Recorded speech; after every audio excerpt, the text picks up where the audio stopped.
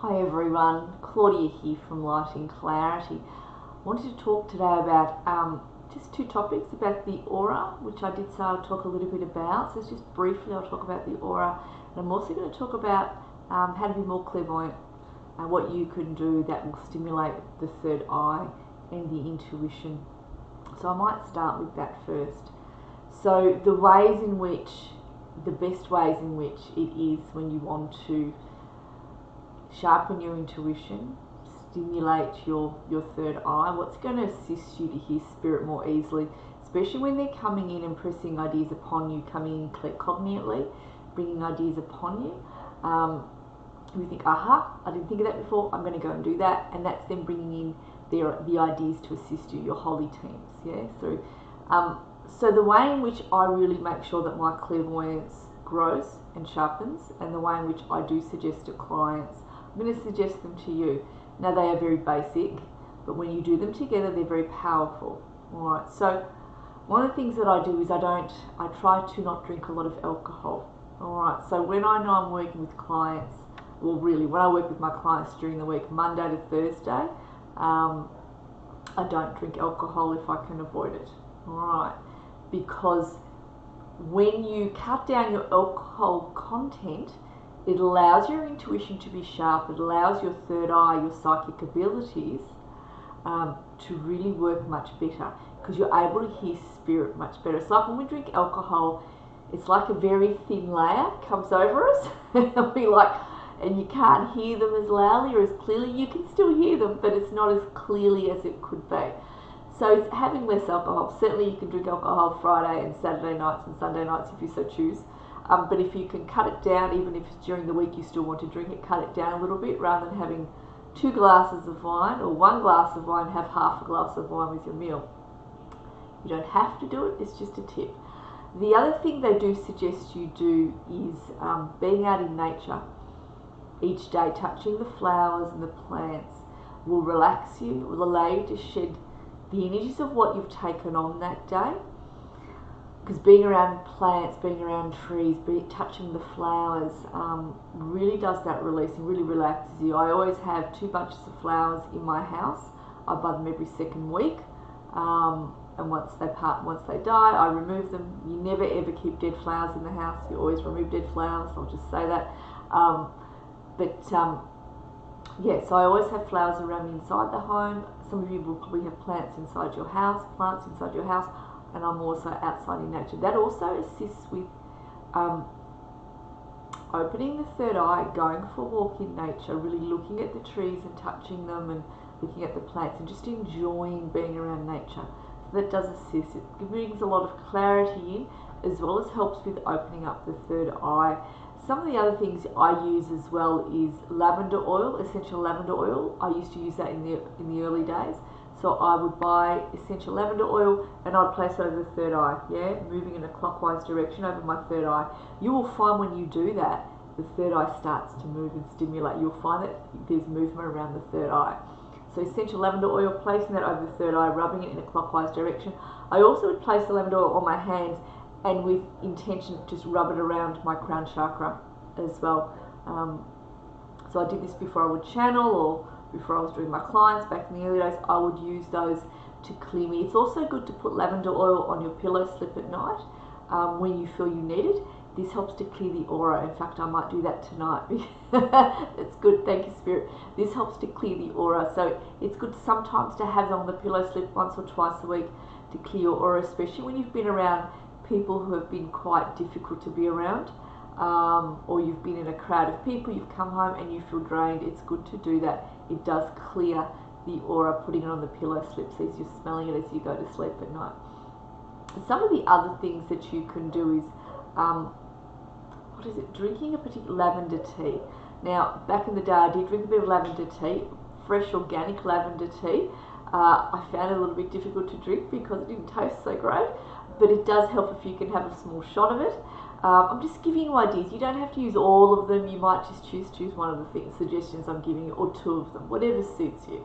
Just giving you ideas as to what helps with sharpening your intuition, what helps with lifting your intuition, your psychic abilities. The other thing you can drink, I think, is mugwort, which I think once I drank it at a friend's, but she says she never gave me mugwort, but I'm pretty sure she did, or I bought it from a health shop. Mugwort does assist. If you can drink mugwort, putting it in tea, it does help as well. But I would probably go for the lavender tea first. That's personally what I used and what I found I got results. So I'm going to give you what I got results from, which is that. A tip that a friend gave me, clairvoyant friend, she said to buy basil leaves as well, and she was saying to place them on the tongue. Now I did buy them years ago, but I did place them on the tongue, and I like basil leaves. I put them all over my pasta. I'm of Italian parents, so those of us who have Italian heritage will put basil on our pasta. I do. I love fresh basil on the pasta, so that's something I do. I do it with my children as well. They love it as well. So she was saying that. That's by the by. That's by the by. What's some of the other things? Drinking fresh water. Definitely drinking fresh water. A lot of it is going to assist as well with really bringing clarity in. If you can have water that is clean water. Often I boil my kettle, I wait for the water to cool all the way down, and I'll pour it into a glass and I will drink that. I do that from time to time. But some of you might have purifiers at home, that's brilliant. And having that in your drinking pure, or lots of water anyway, just drinking that would assist as well with just keeping you hydrated and clear and grounded. The best way to hear spirit is when you're clear and you're grounded, making sure you're grounding to Mother Earth in the morning, during the day if you can, or at least in the evening twice a day, and making sure that you're eating properly. I've been recently guided by spirit to start eating better than what I have been, so my diet is becoming much cleaner with fresh fruits, more fresh fruit, but more fresh vegetables, and certainly organic teas as well. I'm being led to drink. So, and I find that when I'm doing that and cutting down on the alcohol, really has assisted me with my clairvoyance. So I've noticed there's been a big change in that, which I thought that's an added bonus, as well as feeling much better within me. So some of the other tools I could give you, working with certain crystals, I must say Herkimer diamond's what I wear when I'm working with clients. I also hold Herkimer diamond in my hand, and I hold a rose quartz. So I generally hold them. Now when I'm channeling for myself, I will choose different spheres on my lap. So I might have rose quartz, I've got a much bigger one, or I might have, what's it called, the other one I use. I have amethyst sometimes on my lap. I only have one crystal at a time on my lap when I'm channeling for myself. So it could be a massive amethyst sphere that I have, or it could be sodalite sphere that I have. I use spheres. They are very powerful. I find that obviously the different shaped crystals give out different types of energies. So I use spheres a lot when I'm meditating. I have a sphere under my chair when I'm channeling for clients, and as well when I'm channeling for myself, I will have different spheres on me that I will work with for a number of weeks. I might work for 2 or 3 weeks with sodalite, the sodalite sphere that I have, or I might work with the amethyst one after that, or the rose quartz, whatever I'm feeling drawn to, or the citron sphere that I have. Whatever I'm feeling drawn to, I will use. Now for you, for opening up clairvoyance, Herkimer diamonds are very good. Sodalite is also very good, having that on you as well. There's different types that assist, but these are the ones that I have used. I've also used, what is it called? Azurite. I used azurite in the early days, and I found azurite very good. Now you can buy it in its raw form, or you can buy it as a pendant as well, azurite. I have it in both. And there have been times I've placed azurite over the third eye, and I've laid down back in the early days just to stimulate my third eye, and that did assist, placing azurite over the third eye. So when you're lying down and you want to relax, place one crystal over your third eye, whether it's a Herkimer diamond, whether it's azurite, or whether it's amethyst, placing it over the third eye, lying there and just enjoying the energy. Yeah, enjoying that. I will always say to you, protection all the way before you do any of these things. When you're lying down to meditate or you're channeling, you ask Archangel Michael to come in and bring protection around you to 100%. That you're divinely protected, and then away you go with doing that. The other thing I use is, there's music that I use that helps as well. with stimulating. So I play that music when I'm cooking of an evening. There's a really lovely lady, I recommend her CDs that I use that help with calming and opening up. I will put it down in the comments because I cannot remember as I sit here in this moment her name, but she's very good. She's in Queensland here in Australia, and you can order her CDs and they'll come in the mail. And oh my goodness, are they absolutely beautiful, with really connecting you to spirit, connecting to yourself. They're just music that she plays. They're very healing for you. That's why I want to recommend them. They're very healing, really heart opening and very healing. And because of that healing, because of that heart opening, it allows your intuition to sharpen. Alright, so moving on to the basic layers to the aura. So I'm just going to be very quick about this and very basic. So you have your, I've got it written here because I have to have a look. So we've got the astral layer. Now the astral layer, whatever's in the astral layer manifests in 14 days for us. Okay, that's how quick it can manifest from the astral layer. Whatever is there, whatever thoughts, feelings that you've had, they go into the astral layer and they do manifest in about 14 days time. So then you've got your mental layer, all right, where all your thoughts are. Then you've got your emotional layer. Now your emotions are formed by your thoughts. So when your emotions are formed by your thoughts, and then that all goes into the astral layer, what your thoughts have been, what has triggered the emotions in you, they go into the astral layer and they can manifest in 14 days. Okay, so you can be triggered. All right, so then you've got astral, mental, emotional. So that's why when I work with clients, I often clear the astral layer because I'm giving everyone the best start I can. I clear the mental layer, clear the emotional layer. So we're giving everyone the best start we can, and then we work on the different issues that everybody has, you know, whatever the issues are. So anyway, so we've got astral, mental, emotional. We've got causal layer, so we're in the fourth layer. That's where your relationships are, where your relationship contracts are. So this is also known as your soul layer, where all your soul contracts are. So it's the same thing. So we have that. So then we go, how many, fifth layer, that's your life purpose layer. So this is where your past lives are stored. Remember, I've always said to you, your aura holds many libraries. It holds all the answers to your past lives, to how you've been feeling, what you went through, what you are going through now, everything. It holds all that. So that's the fifth layer. I want to see if there's anything else I want to say about that. So also your life lessons are in your life purpose layer. So our life purpose layer is what we came here to learn, what we came here to grow and move through. Your soul purpose is what you're tackling right now. Okay, so there's two types. You've got your life purpose layer of the life themes that you're going to move through, the life lessons you're going to move through, what you came here to learn. And then you've got your soul purpose, what you're moving through right now. Okay. Alright, so then we move to the sixth layer. Now this is known as your abundance layer. So this is where your teams stand. Now do you remember the other week I was talking about your settings? We adjust, you know, beings can get in, or whatever it is, energies can get in, or sometimes we're just upset, and we can turn those settings off. Okay, and I turn the settings back on for clients. I check everyone's settings and I turn them back on.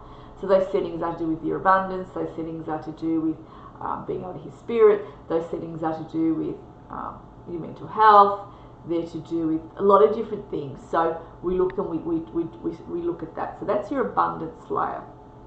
Alright, so if you have a seventh layer, now people have generally 6 layers to their aura, they can have up to 10. Now those people who have up to 10, that's the highest. So that's your highest self, not your higher self, your most highest self, your monad. That's where you're closest to God if you've got a 10th layer. So you're very aware of God if you've got one. And it's very powerful, high vibrational light that is there in your 10th layer. So people who have a 10th layer find it difficult to be here on earth. Because they're the closest to God and you're really feeling heaven. So it can be difficult. Spirit will sometimes scale back one's aura.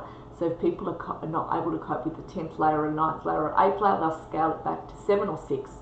Generally everyone's got 6 to 7 layers. Okay, so you might recognize as I'm speaking how many layers you yourself may have. So what have I said? Where are we up to? Forgive me. So the 7th layer. So that's where your higher self sits. And also where the Ascended Masters work with you as well. And the Archangels stand in your 7th layer. I normally see people who have got that 7th layer. People who work with me have seven layers to their auras because of the high energy work we do and what they're able to do and how they're able to move through it. I can see that. Some people don't. They have about 6, and that's fine. It can change. You can have 7, you can have 8, as I said, but sometimes they do scale it back, depending what someone is going through.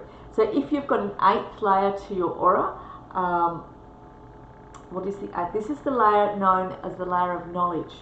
Okay, so I have to read this because I don't always remember as we go further out. So this is where you can learn new teachings, new information, and gently expand your awareness through the layers. So this is where your higher wisdom comes in. Thank you. So I've got Master Amora here who's talking to me. He says this is where your higher wisdom comes in. This is where the Masters are able to talk to you and impart teachings to you. Those of you who are willing to grow and who are in a particular, I guess, have a particular lifetime, have a particular, what is it you came to do. There's a lot of volunteers here who work on councils. I'm one of them that works on a spiritual council in the heavens. And we have that extra layer to us. I do have an 8th layer to me. I may even have a 9th one sometimes. And they scale it back to 8 or to 9 for me, depending though. If it's 9 and it's too much, they'll scale it back to 8 or they'll bring it back up to 9, depending how it is that I'm going. So you have that. You also have your 9th layer. So this is where your soul family sits. If you work on a council, as I said, and I'm one of those. So you're a light being. You're a light being, and you're a channel for the higher counsel that comes through you. That's why you would have a 9th layer to you. And they're able to come in and they're able to assist on earth as they speak through you to the masses, and the way in which you conduct your life and all the rest of it. So I am one of them that sits on the council. I also report back how things are going here on earth. Now this is not all done completely consciously on my part. It is done subconsciously, yet again I'm aware when I've woken up that I've had a meeting, and I'm aware that I don't know exactly of the context of what was said, but I get the general gist of how I'm feeling with what has been said, with what is coming next here on earth, and in my own life with clients, and what needs to be, how perhaps my business even needs to change so I can help people on a broader scale, so I can be more of assistance. I didn't come here to waste this lifetime. I came here to be used, as well as being a mother and a wife and a friend and a daughter and all of that. I'm also here to do this job which I love doing, and I love being of assistance, and I volunteered for that part of my life. There's other parts of my life, obviously, learning my life lessons and moving through all that. Anyway, so if you have a 10th layer, as I said, that's the highest layer.